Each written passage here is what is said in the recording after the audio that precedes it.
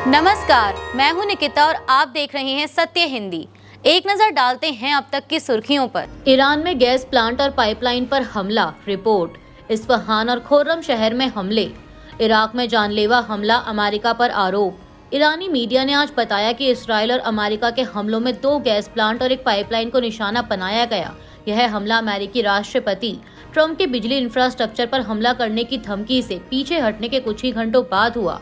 Fars news agency ने कहा कि सायोनी और अमेरिकी दुश्मनों द्वारा किए जा रहे लगातार हमलों के तहत इस्फहान की कावेह स्ट्रीट पर स्थित गैस प्रशासन की इमारत और गैस प्रेशर रेगुलेशन स्टेशन को निशाना बनाया गया। फार्स ने आगे बताया कि मध्य ईरान में स्थित इन प्लांटों को आंशिक रूप से नुकसान पहुंचा है।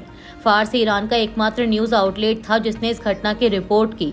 एजेंसी ने यह भी बताया कि देश के दक्षिण पश्चिम में स्थित खुर्रम शहर पावर प्लांट की गैस पाइपलाइन को भी एक हमले में निशाना बनाया गया। हालांकि एजेंसी ने यह स्पष्ट नहीं किया कि इस हमले से कितना नुकसान हुआ है।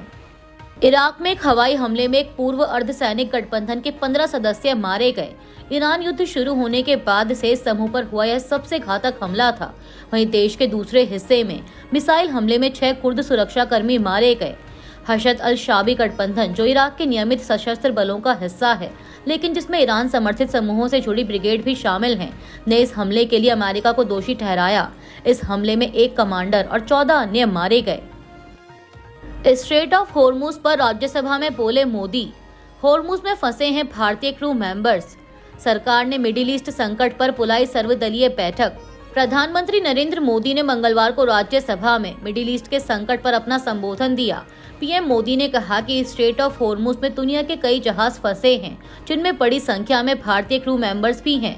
उन्होंने कहा कि कमर्शियल जहाजों पर हमला और होर्मुज स्ट्रेट जैसे अंतर्राष्ट्रीय जलमार्ग में रुकावट अस्वीकार्य है। युद्ध के बाद से ही होर्मुज स्ट्रेट में जहाजों का आना जाना बहुत चुनौतीपूर्ण हो गया है। भारत ने नागरिकों पर, सिविल इंफ्रास्ट्रक्चर पर, एनर्जी और ट्रांसपोर्ट से जुड़े इंफ्रास्ट्रक्चर पर हमलों का विरोध किया है, लेकिन विपरीत परिस्थितियों के बावजूद हमारी सरकार ने संवाद और कूटनीति के जरिए रास्ता बनाने का प्रयास किया। प्रयास ये है कि जहां से भी संभव हो वहां से तेल और गैस की सप्लाई भारत पहुंचे। ऐसी हर कोशिश के नतीजे भी देश देख रहा है। बीते कुछ दिनों में दुनिया के अनेक देशों से कच्चा तेल और एलपीजी से भरे जहाज भारत आए हैं। इस दिशा में हमारे प्रयास आने वाले दिनों में भी जारी रहेंगे। पश्चिम एशिया में बढ़ते तनाव के बीच केंद्र सरकार ने 25 मार्च को सर्वदलीय बैठक बुलाने का फैसला किया है, जिसमें सभी राजनीतिक दलों को मौजूदा हालात की जानकारी दी जाएगी। वहीं लोकसभा में नेता प्रतिपक्ष राहुल गांधी इस सर्वदलीय बैठक में शामिल नहीं होंगे। मीडिया से बात करते हुए उन्होंने बताया कि मीटिंग में शामिल नहीं हो पाऊंगा, कल मेरा केरल में प्रोग्राम है। इसके साथ ही उन्होंने पीएम मोदी पर भी निशाना साधा। राहुल गांधी ने कहा कि देश की विदेश नीति आज कॉम्प्रोमाइज्ड है, क्योंकि पीएम मोदी खुद कॉम्प्रोमाइज्ड हैं। मोदी सिर्फ वही करते हैं जो अमेरिका और इसराइल उनसे करवाना चाहते हैं। मोदी कभी भी भारत के हित के फैसले ले ही नहीं सकते और ये साफ दिख रहा है।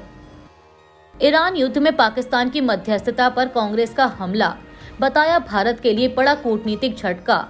ईरान को मध्यस्थों के जरिए अमेरिका ने भेजा संदेश, ईरान कर रहा समीक्षा। पश्चिम एशिया में जारी युद्ध को लेकर भारत की विदेश नीति पर राजनीतिक बहस तेज हो गई है। कांग्रेस नेता जयराम रमेश ने आरोप लगाया कि अगर पाकिस्तान की मध्यस्थता से जुड़ी अंतर्राष्ट्रीय रिपोर्टें सही हैं, तो यह भारत के लिए बड़ा कूटनीतिक झटका और भारत की उपेक्षा है। इसके लिए पूरी तरह स्वघोषित विश्व गुरु जिम्मेदार हैं। जयराम रमेश ने लिखा कि ऑपरेशन सिंदूर के बाद पाकिस्तान की कूटनीतिक सक्रियता और नैरेटिव प्रबंधन मोदी सरकार की तुलना में कहीं अधिक प्रभावी रहा है। जयराम रमेश के मुताबिक जो पाकिस्तान राजनीतिक, सामाजिक, आर्थिक और वैश्विक स्तर पर बेहद नाजुक स्थिति में था, उसे एक नई जिंदगी मिल गई। उन्होंने आगे लिखा कि बिना किसी उकसावे के ईरान पर अमेरिका इसराइल के हवाई हमले शुरू होने से ठीक 2 दिन पहले पीएम मोदी की अविवेकपूर्ण इसराइल यात्रा हमारे राजनीतिक इतिहास में एक बेहद विनाशकारी निर्णय के रूप में दर्ज होगी। एक ऐसा फैसला जिसने हमें उस स्थिति से पीछे धकेल दिया जहां हम मध्यस्थ की भूमिका निभा सकते थे। प्रधानमंत्री की झप्पी कूटनीति की पूरी तरह पोल खुल चुकी है और देश को इसकी कीमत चुकाने के लिए मजबूर किया जा रहा है। दरअसल ब्रिटेन के अखबार फाइनेंशियल टाइम्स ने खबर दी है कि पाकिस्तान खुद को पश्चिम एशिया के युद्ध को खत्म करने में मध्यस्थ के रूप में पेश कर रहा है।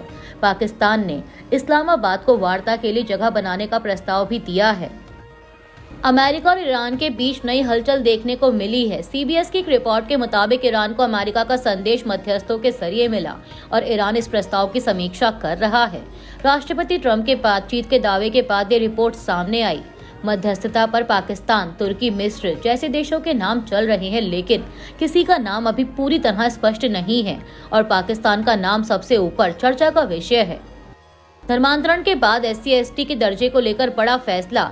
ईसाई या अन्य धर्म अपनाने पर SC का दर्जा खत्म। सुप्रीम कोर्ट ने मंगलवार को अहम फैसला देते हुए कहा कि जो व्यक्ति हिंदू, सिख या बौद्ध धर्म छोड़कर किसी अन्य धर्म में परिवर्तित हो जाता है, वह अनुसूचित जाति यानी SC का दर्जा नहीं रख सकता और उससे SC/ST एक्ट के तहत संरक्षण भी नहीं मिलेगा।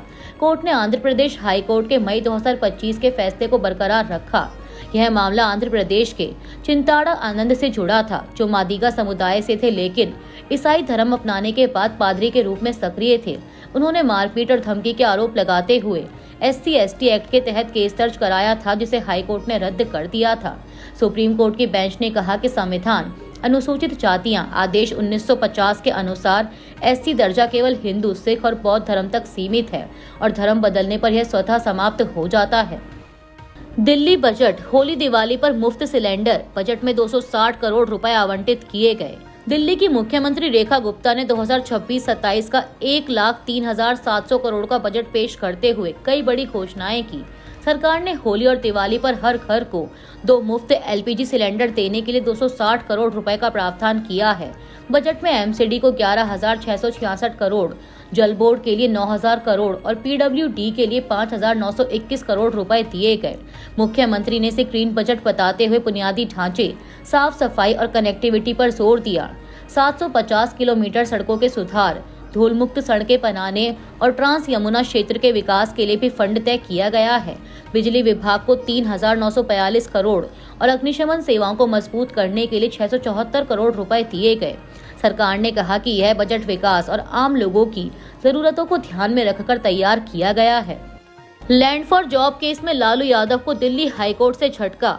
मामले में CBI द्वारा दर्ज FIR को रद्द करने से इनकार।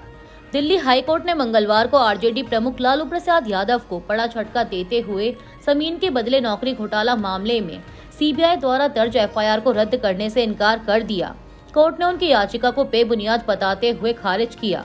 यह मामला 2004 से 2009 के बीच उनके रेल मंत्री रहने के दौरान पश्चिम मध्य रेलवे में ग्रुप D की भर्तियों से जुड़ा है।